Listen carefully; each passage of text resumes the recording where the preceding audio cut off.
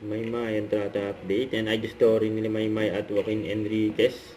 Na may pa-surprise gift pa nga si Joaquin kay Maymay. Oh. Yun, oh. Merry Christmas. Kila Maymay at Joaquin. Ang sweet pa nga. Oh. Wow, may cake pa. Ito, spotted sila Joaquin at JBN just sa airport. Ang nakarambuan yun. Ito, hinahanap si Maymay. Nasaan niya ba?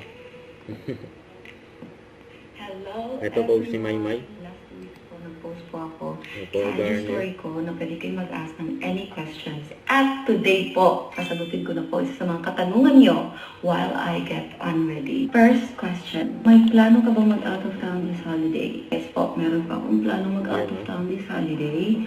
Kasama po ang aking pamilya. At sa bagong pamilya na sobrang excited na akong mamit. Yun. Next question. Any song released before year-end? Wala pa akong bagong release ng bago matapos ang taon na ito. Pero meron pa akong bagong song na i-release after holiday season. Kaya sana abangan niyo po. What's a small thing that made you happy today? Maliit na bagay na nakapagpapasaya sa akin today ay rest day! Nakakain po ako ng sa mga masarap na pagkain ng fried rice, Papa Joe. May chorizo, soy sauce, ketchup, calamansi. At the price, guys, kailangan yung matikman yun. Sobrang masarap. At magpasalamat sa lahat ng sumuporta po na aming bagong series na Roha. So, tuloy-tuloy pa rin po yung taping namin and this past few days, mostly nasa labas po kami. Kaya sobrang oily at dull na natingnan yung skin ko. Kaya perfect timing itong question na ito. Hey, Ate Maymay, parang ang po ng skin niyo recently. Ano po yung sikreto? Sobrang gusto ko itong question na ito. Ang secret ay... Hindi ko naman talaga sinisikret. Kayo talaga ha. Ito ang Garnier Vitamin C Serum Cleanser. Hindi ko talaga ito gini-gatekeep. Dahil super ganda po ang effect dito sa akin. Just one wash lang talaga, makaka-brighten up siya agad ng skin. And it will also brighten up my life. Pag ito talaga gamit ko, gulat ako lagi. May kaka-bright pa talaga yung skin ko na hindi pa nakaka-dry. Sobrang gentle lang talaga siya sa skin ko. Or sensitive yung skin mo, pwede gamitin. OMG mga besh! Sobrang nakakiraw! It really brightens my skin in just one wash. Ano pa yung hintay nyo? Try it na! At ito na nga po ang ating last question na sasagutin ko po for today's video.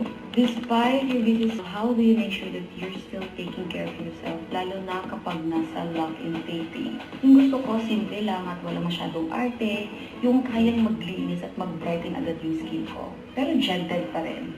Katulad lamang po nito ang Garnier Vitamin C Serum Cleanser sa inyong mga besh. See for yourself na din. See for yourself! Hi mga besh! Super excited ako today kasi finally makakasama ko na ulit ang aking pinakamagandang pinsan. Actually po, may trend na matagal namin gustong gawin. Hindi ko na patatagalin pa! Ang aking baby girl, Jack Really, Joy. Entrata! Excited ka na ba, YouTube friend? Let's go, ma'am! This is our first category. Something so. 3, 2, 1, let's go! Yay! Thank you so much. Anything that we can agree without. Yes! Okay. Next! 2, 3. Ano ang favorite skincare mo? 1, 2, 3. Go! Wow! Pareho tayo favorite skincare? Oo naman. At dahil dyan mga beshi, nalaman niyo na nga po kung bakit sobrang touch kami ng aking baby girl. So, Garnier Vitamin C Cleanser. Tara na mga besh, papakita namin bakit ito ang favorite cleanser namin. One wash lang, bright na agad. Wow, talagang hiyan talaga sa atin ito, ma'am, no?